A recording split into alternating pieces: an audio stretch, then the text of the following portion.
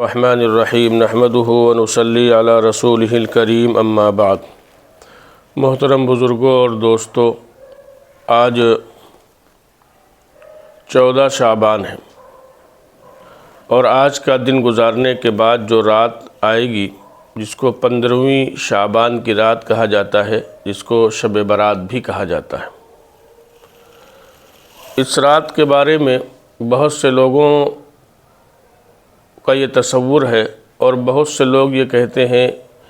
کہ شب برات کی کوئی فضیلت ثابت نہیں ہے، جبکہ ایسا نہیں ہے۔ صحابہ 17 صحابہ اکرام رضوان اللہ تعالی عنہم اجمعین سے احادیث مروی ہیں شب برات کی فضیلت کے بارے میں، جن میں نبی کریم صلی اللہ علیہ وسلم نے اس رات کی فضیلت کو بیان فرمایا ہے۔ اس میں کچھ احادیث سند کے اعتبار سے بے شک کمزور ہیں۔ ان احادیث کے کمزور ہونے کی وجہ سے بعض لوگوں نے یہ کہہ دیا ہے کہ اس رات کی فضیلت بے اصل ہے، لیکن حضرات محدثین فقہاء کا یہ فیصلہ ہے کہ ایک روایت اگر سند کے اعتبار سے کمزور ہو اور اس کی تائید بہت سی احادیث سے ہو جائے تو وہ اس کی کمزوری کو دور کر دیتی ہیں۔ اور جیسا میں نے عرض کیا کہ 17 صحابہ اکرام رضوان اللہ تعالی عنہم اجمعین سے اس کی فضیلت روایات کے اندر موجود ہے، تو جس رات کی فضیلت 17 صحابہ اکرام سے مروی ہو اس کو بے بنیاد اور بے اصل کہنا یہ غلط ہے، یعنی سرے سے اس رات کی فضیلت کا انکار کر دینا یہ بالکل غلط ہے۔ امت کے جو خیر القرون تھے، حضرات صحابہ اکرام، پھر تابعین اور پھر تبع تابعین کا دور، اس میں بھی اس رات کی فضیلت سے فائدہ اٹھانے کا اہتمام کیا جاتا رہا ہے اور لوگ اس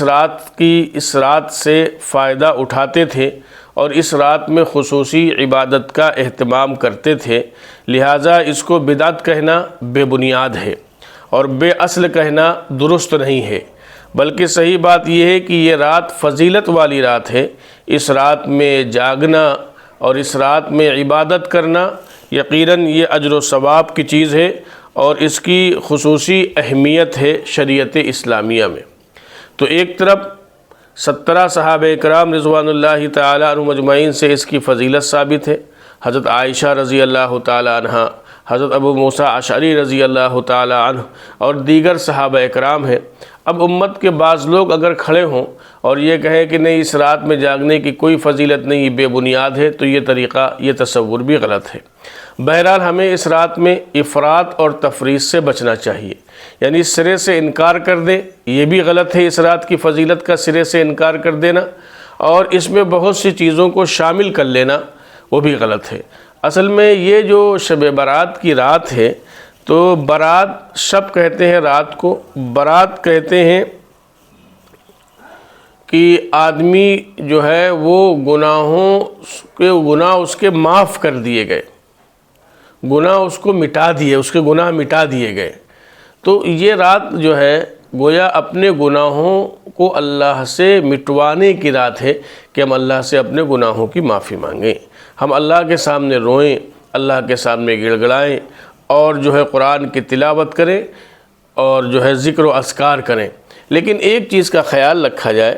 کہ یہ رات جو ہے وہ نوافل پڑھنے کا جو اہتمام ہے وہ کوشش کی جائے کہ تنہائی میں نوافل پڑھی جائے، تنہائی میں اللہ کی عبادت کی جائے، اجتماعی طور پر جو ہے اس میں اس کا اہتمام نہ کیا جائے،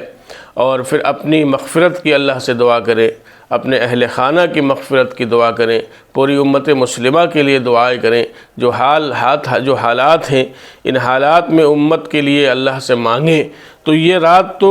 بندے کو اللہ سے قریب کرنے والی رات ہے، تو اس رات میں خوب عبادت کریں، خوب تلاوت کریں۔ دوسری میں ایک وضاحت اور کر دینا چاہتا ہوں کہ اس جیسی جو راتیں ہوتی ہیں تو ان راتوں میں کا مقصد یہ نہیں ہوتا ہے کہ آپ پوری رات جاگیں، پوری رات جاگنا مقصود نہیں ہے، بلکہ رات کے کچھ حصے میں، کچھ لمحے میں اللہ تعالیٰ جو آپ کو توفیق دے تو اس لمحے میں اللہ تعالیٰ کی عبادت کر لیں، کچھ قرآن کی تلاوت کر لیں،